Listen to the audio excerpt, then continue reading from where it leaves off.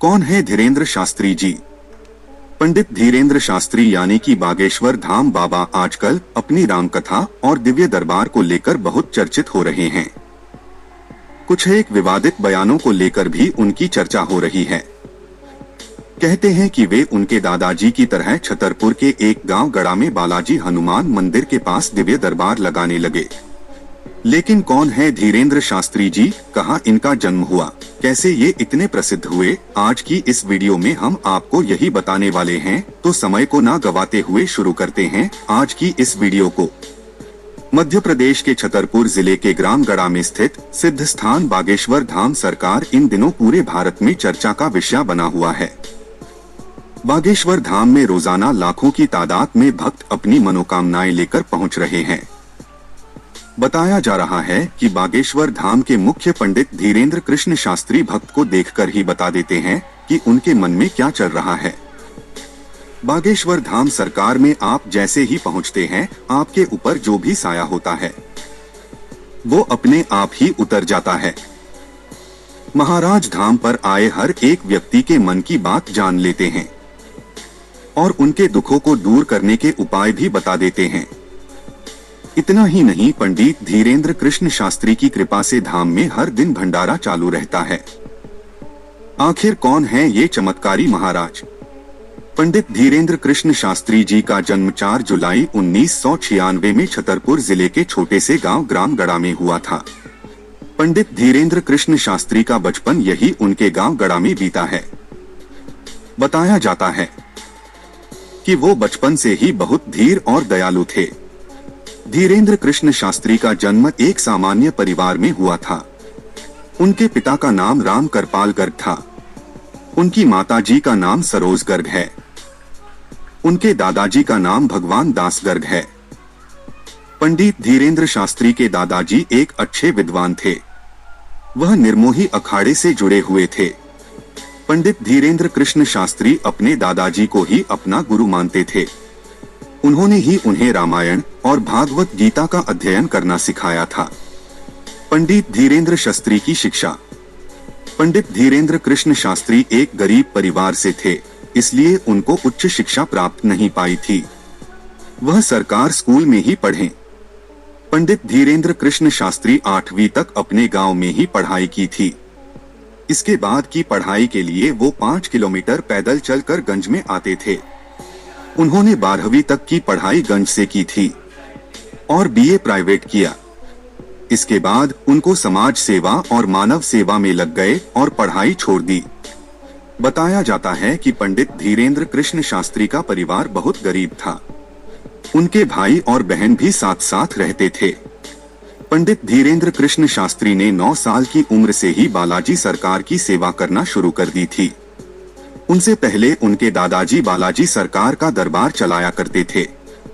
धीरे धीरे वह 12 साल की उम्र से हनुमान जी की कृपा से भागवत गीता का प्रवचन देने लगे और वही बालाजी जी के दरबार में साधना किया करते थे।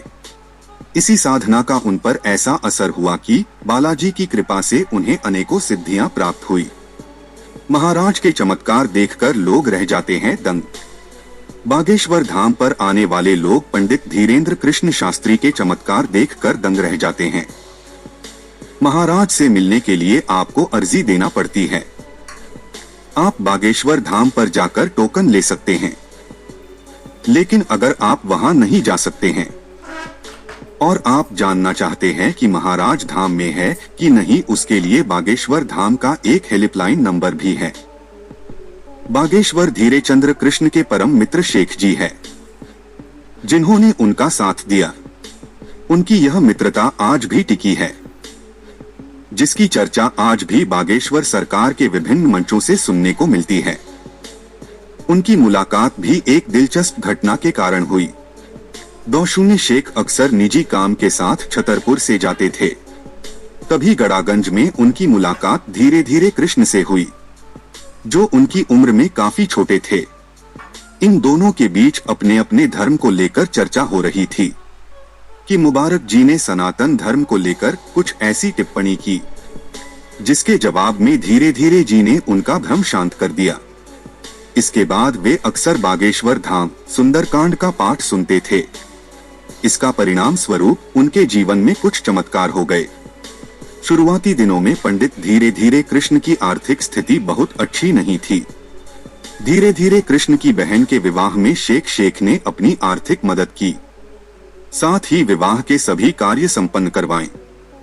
बागेश्वर धाम सरकार की हकीकत छतरपुर जिले से मात्र 30 किलोमीटर दूर गंज के पास गेड़ा गांव में श्री बागेश्वर धाम स्थित है।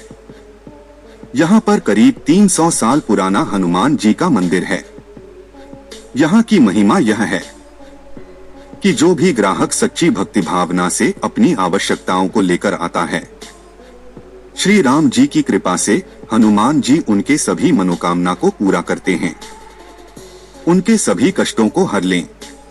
इस मंदिर के पुजारी व प्रमुख श्री धीरे चंद्र शास्त्री को हनुमान जी की विशेष कृपा और सिद्धियां प्राप्त होती हैं। इस दरबार में आने वाला कोई भी व्यक्ति हाथ छोड़कर निराश नहीं होता। यहाँ पर अपने देश ही नहीं अपितु विदेश से भी आपस में संबंध रखने वाले आते हैं, जहाँ उनकी हर समस्या का समाधान 100% होता है। लोगों द्वारा यह भी ज्ञात है कि यहाँ पर हनुमान जी की अदालत याचिका दायर करती है, जहाँ पर हनुमान जी जज बनने वाले उम्मीदवार हैं। उनका हर संभव इलाज किया जाता है।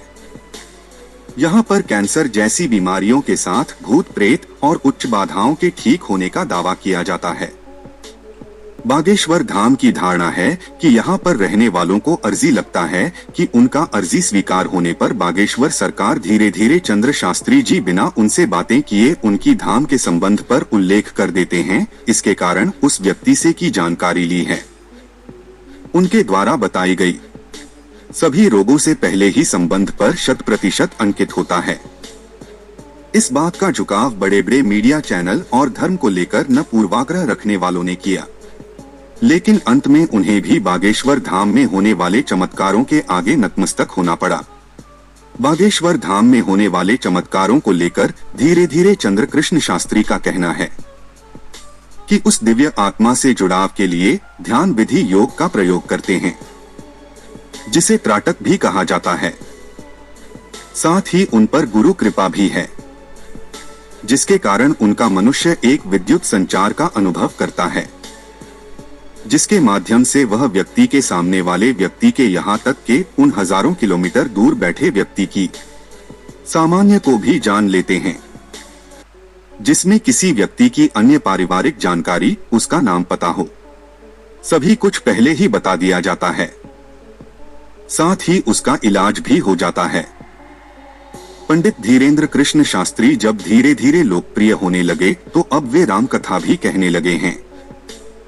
जगह जगह जाकर वे राम कथा कहते हैं और लोगों को हनुमान जी की भक्ति करने के लिए प्रेरित करते हैं। राम कथा के दौरान ही वे कुछ ऐसे भी बोल जाते थे कि जिससे विवाद उत्पन्न हो जाता है। हाल ही में उन्होंने रामनवमी के जुलूस पर पत्थर फेंके जाने वाली घटना पर कड़ी प्रतिक्रिया देते हुए हिंदुओं को कहा कि जाग जाओ और एक हो जाओ, अगर तुम अभी नहीं जागे तो यह तुम्हें अपने गांव में भोगना पड़ेगा।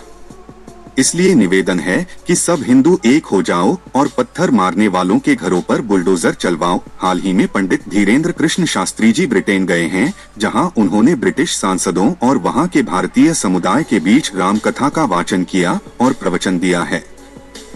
अब उनकी लोकप्रियता देश में ही नहीं विदेश में भी फैल गई है। तो दोस्तों, आज की वीडियो में बस इतना ही। क्या आपको पसंद आई पंडित धीरेन्द्र कृष्ण शास्त्री जी की महामाया? आप अपनी राय हमें कमेंट बॉक्स में कमेंट करके जरूर बताएं। साथ ही वीडियो पसंद आई हो तो वीडियो को लाइक करें और अपने दोस्तों के साथ शेयर करें। वही अगर आप हमारे चैनल पर नए आए हैं तो हमारे चैनल को सब्सक्राइब करना ना भूले। मिलते हैं अपनी अगली वीडियो के साथ।